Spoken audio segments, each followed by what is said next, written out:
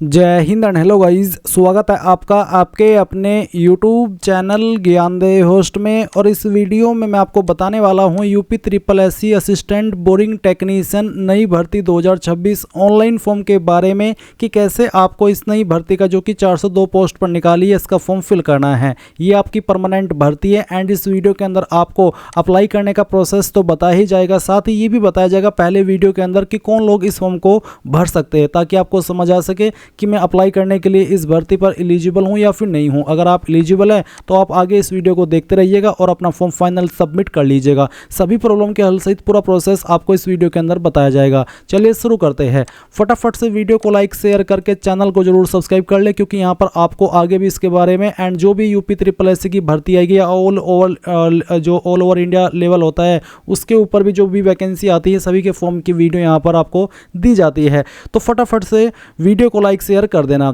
इसके बाद में गाइज जो लिंक वीडियो के डिस्क्रिप्शन में दे आप ओपन कर लेंगे। अगर आपने अभी तक नहीं किया तो आपको जानने को मिलेगा कि यह भर्ती 402 पोस्ट पर निकाली गई है एंड आप लोग इसके फॉर्म 15 अप्रैल से लेकर के 5 मई 2026 तक भर पाएंगे। इसमें सभी कैटेगरी कैंडिडेट के लिए मात्र 25 रुपये फीस रखी गई है। एज लिमिट आपकी 18 से 40 साल के बीच रखी गई है एंड गाइज इसमें मेन कंडीशन सबसे बड़ी ये है, अगर आप इसमें अप्लाई करना चाहते हैं तो आपने पीईटी 2025 दिया हो। जी हाँ, आपने सही सुना, आपने पीईटी 2025 दिया हो और उसके अंदर ठीक ठाक मार्क्स प्राप्त किए हो, क्योंकि अगर आपने ठीक ठाक मार्क्स प्राप्त किए हैं तो ही आपको शॉर्टलिस्ट किया जाएगा आपके एग्जाम के लिए। अगर आपने पीईटी 2025 दिया है, चाहे आपके उसमें कितने भी नंबर है, आप ये फॉर्म भर पाएंगे। बट गाइज अगर ठीक ठाक नंबर हुए तो गाइज आपको शॉर्टलिस्ट किया जाएगा उन कैंडिडेट में जो कैंडिडेट यहाँ पर ये फॉर्म भरने के बाद में एग्जाम देंगे। तो चीज़ आपको ये समझ में आ गई कि इसमें वही एलिजिबल है जिन्होंने पीईटी 2025 दिया हो। अब पीईटी के अलावा आपकी क्या क्वालिफिकेशन होनी चाहिए इसमें अप्लाई करने के लिए, वो भी आप यहाँ पर जान लीजिए।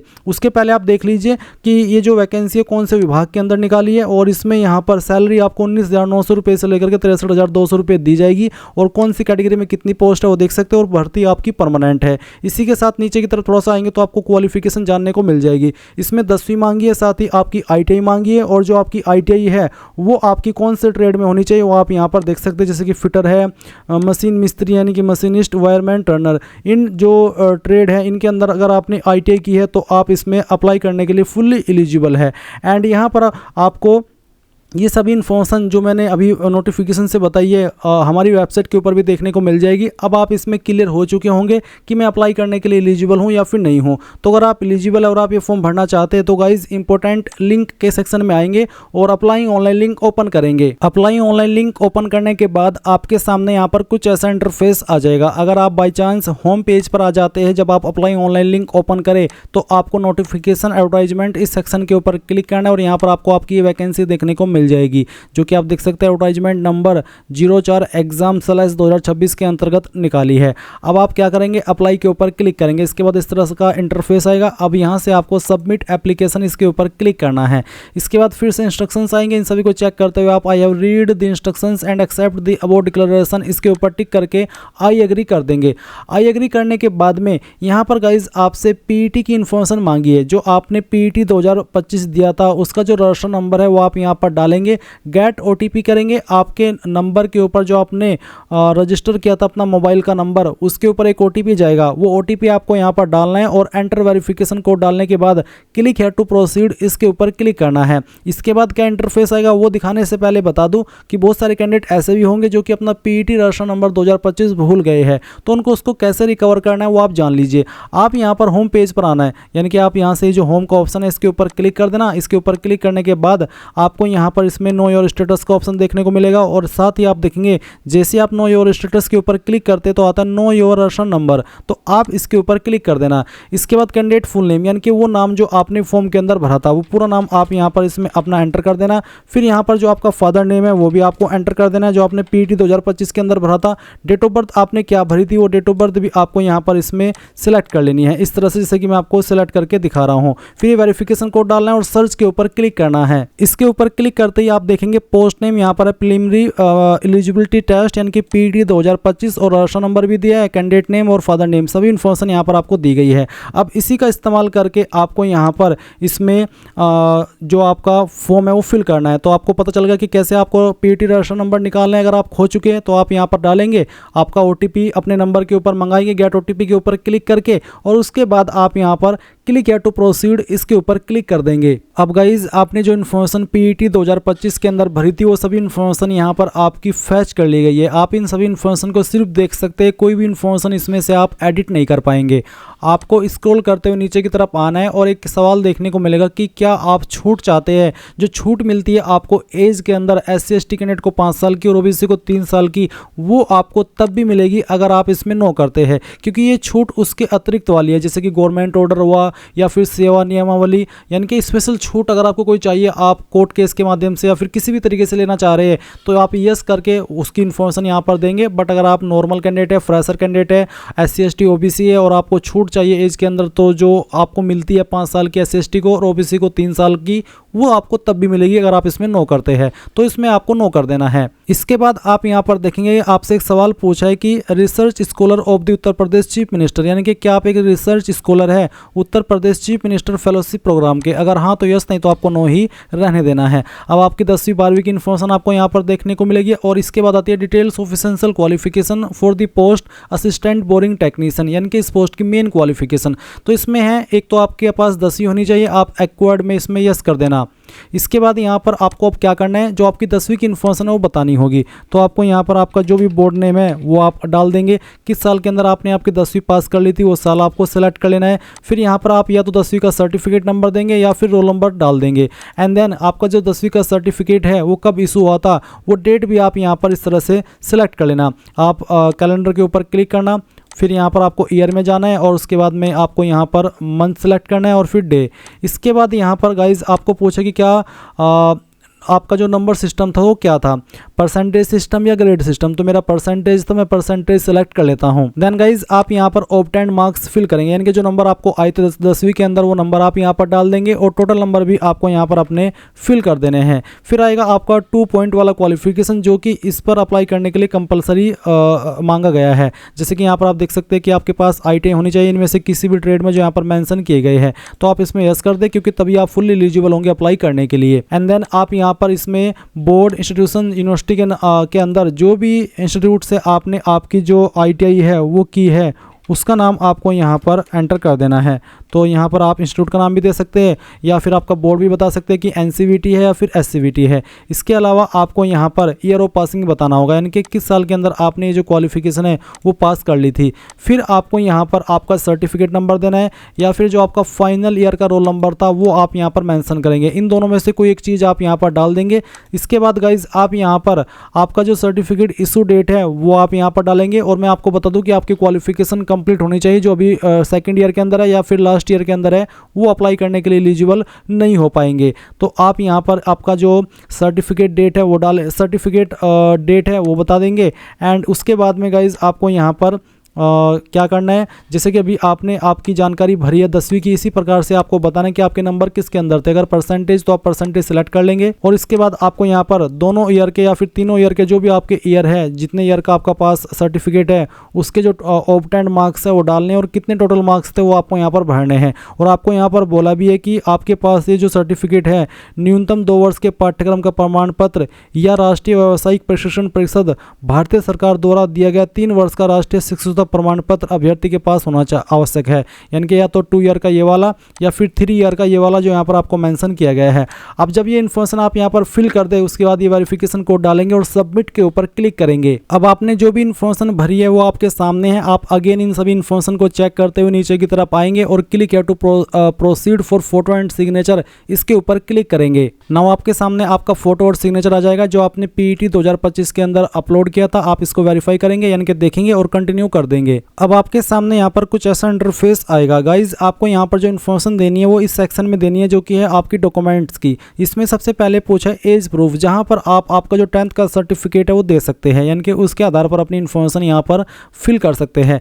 तो आपको अगर आप 10th सर्टिफिकेट दे रहे हैं एज प्रूफ के अंदर, तो इश्यूइंग अथॉरिटी में बताना है कि आपका सर्टिफिकेट कौन से बोर्ड के द्वारा जारी हुआ है, CBSE, ICSE, यूपी बोर्ड या फिर किसी अन्य स्टेट का बोर्ड। तो मेरा यूपी बोर्ड है, तो मैंने यहाँ पर इश्यूइंग अथॉरिटी में यूपी बोर्ड फिल कर दिया। उसके बाद किस डेट में आपका सर्टिफिकेट इशू हुआ है वो डेट भी आपको यहाँ पर सेलेक्ट कर लेनी है। ये डेट आपको आपके सर्टिफिकेट के ऊपर देखने को मिल जाती है, तो आप यहाँ पर इस तरह से वो डेट सेलेक्ट कर लेंगे। एंड देन सर्टिफिकेट नंबर आपको आपके सर्टिफिकेट से देख करके फिल कर देना है, और उसके बाद में आप यहाँ पर जो आपका अपडेट का ऑप्शन है इसके ऊपर क्लिक करेंगे।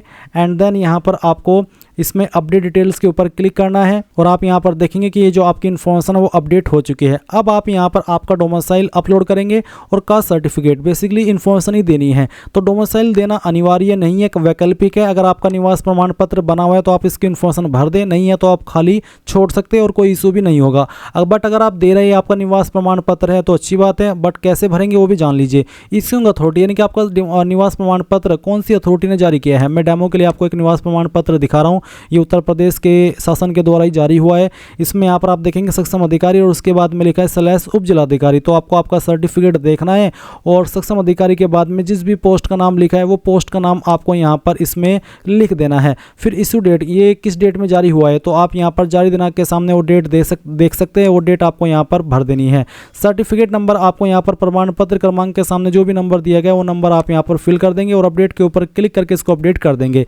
इसके बाद आता है आपका कास्ट सर्टिफिकेट। तो इसमें भी आपको बताना कि कौन सी अथॉरिटी ने इसको जारी किया है। तो गाइज ये जो जारी मैं यहाँ पर आपको एक सर्टिफिकेट दिखा रहा हूँ, ये जो जारी किया है वो जारी किया है सक्षम अधिकारी तहसीलदार ने। तो आपको क्या करना है, आपका सर्टिफिकेट देखना है और उसमें जिस भी पोस्ट का नाम लिखा है जिसने उसको जारी किया है वो पोस्ट यहाँ पर इश्यूइंग अथॉरिटी वाले सेक्शन में लिख देनी है। इशू डेट आपको यहाँ पर जारी दिनांक के सामने देखने को मिल जाएगी। तो जिस डेट में भी ये जारी हुआ है वो आपको यहाँ पर सेलेक्ट कर लेनी है। सर्टिफिकेट नंबर आपको यहाँ पर प्रमाण पत्र क्रमांक के सामने जो भी नंबर दिया गया है वो नंबर आपको यहाँ पर फिल कर देना है और उसके बाद अपडेट के ऊपर क्लिक करके इसको अपडेट कर देना है। अब आप यहाँ पर नीचे की तरफ आएंगे और प्रेफरेंशियल क्वालिफिकेशन में 2 सवालों का आंसर करेंगे। एक सवाल है कि क्या आपने टेरिटोरियल आर्मी यानी कि जो प्रादेशिक सेना होती है उसके अंदर 2 साल की उससे ज़्यादा सर्विस की है। अगर हाँ तो यस, नहीं तो नो ही रहने देना। अगर आपके पास NCC B सर्टिफिकेट है तो यस करना, नहीं तो आपको इसमें भी नो ही रहने देना है। अब आपके सामने आपका एड्रेस आएगा, आप इसको वेरीफाई कर सकते हैं, इसमें कोई डिटेल्स ऐड नहीं कर सकते। फिर आपको डिक्लेरेशन में इन ऑप्शन के ऊपर टिक कर देना है और जो कैप्चा कोड आपके सामने आए वो आप यहाँ पर डालेंगे और सेव एंड प्रोसीड के ऊपर क्लिक करके यहाँ से ओके कर देंगे। ओके करने के बाद में आपको यहाँ पर अगर फॉर्म का प्रीव्यू देखना है तो प्रीव्यू के ऊपर क्लिक करके जो भी जानकारी भरी है उसको चेक कर लेंगे, नहीं तो proceed to payment of fee and final submission इसके ऊपर क्लिक करके यहाँ से ओके करना है। आपका फीस का अमाउंट आएगा, क्लिक है टू पे के ऊपर क्लिक करना और यहाँ से ओके कर देना। ओके करने के बाद में आपको यहाँ पर अभी क्या करना है, स्टेट बैंक ऑफ इंडिया इसको सेलेक्ट कर लेना है, यहाँ पर टिक करना है और प्रोसीड फॉर फी डिपोजिशन इसके ऊपर क्लिक करके यहाँ से प्रोसीड पर क्लिक करना है। देन गाइज यहाँ पर आपके सामने जो पेमेंट करने का ऑप्शन है वो आ जाएगा। आप यहाँ पर आपकी application fees net banking, debit card, credit card, UPI इनमें से जिस माध्यम का इस्तेमाल करके जमा करना चाहे कर सकते हैं। एंड जैसे ही आप आपकी फ़ीस जमा कर देंगे तो गाइज़ आप यहाँ पर अपने फॉर्म का फाइनल प्रिंट आउट ले पाएंगे। और गाइज़ अगर आपको फ़ीस पेमेंट करते समय कोई एरर आ जाता है, आपकी फ़ीस अपडेट नहीं होती या फिर अब फ़ीस बैंक अकाउंट से कट जाती है और वो अपडेट नहीं होती, तो ऐसे में गाइज़ आप क्या करेंगे वो आप जान लीजिए। मान लीजिए मैं यहाँ पर आपको अभी फ़ीस पे करने का ऑप्शन बता रहा हूँ और इसमें आपने फ़ीस पेमेंट कर दी और वो अपडेट नहीं हुई, तो आप क्या करेंगे चलिए बताता हूँ। जहाँ से आपने फॉर्म फिल करना स्टार्ट किया था अगेन इस पोर्टल को ओपन कर लेना, जो कि आपका UP SSC वाला है, ये वाला होम पेज पर आना। होम पेज पर आने के बाद में अगर आप फॉर्म भर रहे हैं और बीच में कोई एरर आ गया तो आप उस फॉर्म को बीच में से कैसे शुरू करेंगे वो जान ले। आप यहाँ पर ऑनलाइन फॉर्म सबमिशन इसी वाले सेक्शन पर क्लिक करके रिमेनिंग डिटेल सबमिशन इसके ऊपर क्लिक करना, और जब आप आधा राशन कर लेते हैं यानी कि फर्स्ट पार्ट फिल कर लेते हैं फॉर्म भरने का, तो आपको आपका राशन नंबर मैसेज के माध्यम से सेंड कर दिया जाता है। तो राशन नंबर जो आपको मिला है मैसेज के माध्यम से यहाँ पर डालना, डेट ऑफ बर्थ सेलेक्ट करना, अपना जेंडर सेलेक्ट करना, are you domicile of UP यानी कि क्या आप UP के निवासी है उसका आंसर करना। अगर यस तो आपको आपकी कास्ट कैटेगरी सेलेक्ट करनी है, ये वेरिफिकेशन कोड डालना और प्रोसीड कर देना है। प्रोसीड करते ही आप उसी स्टेप के ऊपर चले जाएंगे जिस स्टेप पर अभी आप थे और आपको एरर देखने को मिला था और जिसकी वजह से आप आगे नहीं बढ़ पाए। इसके बाद आता है उन कैंडिडेट के लिए सवाल जो कि यहाँ पर गाइज फॉर्म भर रहे हैं और उन्होंने पेमेंट कर दिया बट वो अपडेट नहीं हुआ। तो आप क्या करेंगे, update your transaction ID bye double verification mode, आप इसके ऊपर क्लिक करना, कैंडिडेट राशन नंबर डालना, डेट ऑफ बर्थ सेलेक्ट करना, जेंडर सेलेक्ट करना, वेरिफिकेशन कोड डाल करके प्रोसीड करना एंड नीचे आपको एक डबल वेरिफिकेशन कोड का लिंक मिलेगा। जैसे आप उसके ऊपर क्लिक करेंगे, अगर आपकी फीस कट गई थी और अपडेट नहीं हुई थी तो आप आपकी फीस अपडेट कर लेंगे। और उसके बाद में गाइज बात करते हैं उन कैंडिडेट के लिए जो कि पेमेंट कर चुके हैं बट प्रिंट नहीं ले पाए। तो आप यहाँ पर देख सकते हैं, इसमें आपको एक ऑप्शन मिलेगा प्रिंट डिटेल्ड एप्लीकेशन फॉर्म, आप इसके ऊपर क्लिक करना, अपना राशन नंबर डालना, डेट ऑफ बर्थ, आपका gender, are you domicile of UP यानी कि क्या आप यूपी के निवासी है, अगर हाँ तो यस, नहीं तो नो करेंगे, कैटेगरी और वेरिफिकेशन कोड डाल करके जैसे ही प्रोसीड करेंगे तो आप अपने फॉर्म का फाइनल प्रिंट आउट भी ले पाएंगे। इसके अलावा थोड़ी सी बात उनके लिए भी कर लेते हैं जो कि फॉर्म के अंदर जो इन्फॉर्मेशन भरते हैं उसमें गलती कर देते हैं। तो उनको मॉडिफाइड सबमिटेड फॉर्म, इसके ऊपर क्लिक करना है, राशन नंबर डालना है, डेट ऑफ बर्थ सेलेक्ट करनी है, राशन नंबर डालना है, जो अभी आपने मोबाइल नंबर रजिस्टर किया है वो नंबर डालना है बेसिकली, वेरिफिकेशन कोड और क्लिक या टू प्रोसीड के ऊपर जैसे ही क्लिक करेंगे तो जो आपने इन्फॉर्मेशन भरी है वो आप यहाँ पर मॉडिफाई कर पाएंगे। तो गाइज मैंने यहाँ पर सभी के लिए इन्फॉर्मेशन दे दी है एंड उनके लिए रह गई है, अगर आपका फ़ी पेमेंट नहीं हो पाता है और आप फ़ी पेमेंट करना चाहते हैं तो आप यहाँ पर वो भी कर सकते हैं। एप्लीकेशन फ़ी डिपोजिशन, इस वाले सेक्शन पर क्लिक करना होगा, rational number, DOB, gender, domicile of UP, अगर हाँ तो यस, नहीं तो आप नो करेंगे, कैटेगरी और वेरिफिकेशन कोड डाल करके प्रोसीड पर जैसे ही क्लिक करेंगे तो आप आपकी फीस पे कर पाएंगे। तो ये था आपका पूरा प्रोसेस। आई होप आपको सभी चीज़ें क्लियर हो गई होगी। अगर अभी भी कोई सवाल डाउट है तो कमेंट के माध्यम से पूछ लेना। Thanks for watching. जय हिंद।